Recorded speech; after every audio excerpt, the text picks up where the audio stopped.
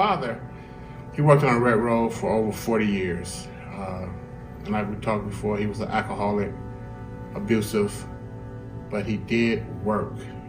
What we call in Alabama, what we call those are functional alcoholics. But as far as being a father, I never really got that. I got the abusive side of that. I grew up being angry towards the male figure, meaning that a male figure couldn't say anything out of the way to me unless I became defensive. My mother got tired of my father's madness, and we moved to Detroit into a bad area, and so the violence started again. We moved in a violent area.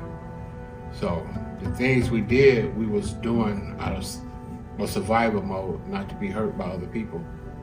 Because we taught in the Black community, what happens in your house, it stays in your house. So me, myself, my friends, we grew up thinking that if I get beat, I shouldn't tell nobody.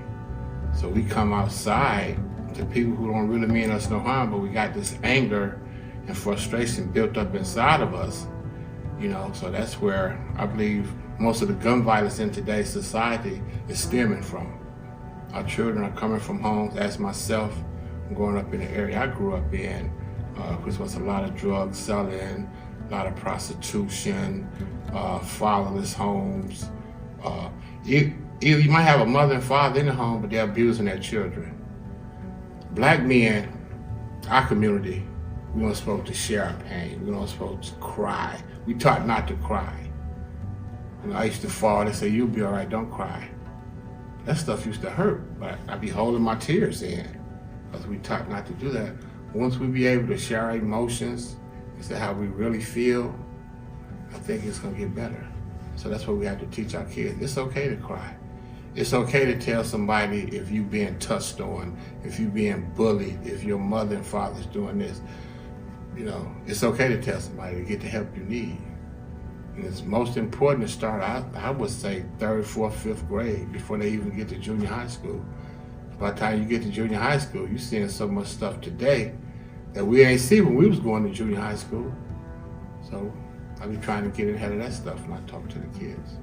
If you haven't worked on getting your trauma dealt with or spoken with someone about it, it doesn't mix. Because with the pride and trauma, you're trying to hide your trauma and you're trying to be something that you're really not.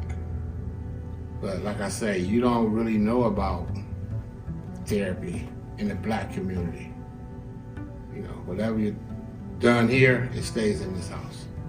You don't go tell nobody what's going on in your house.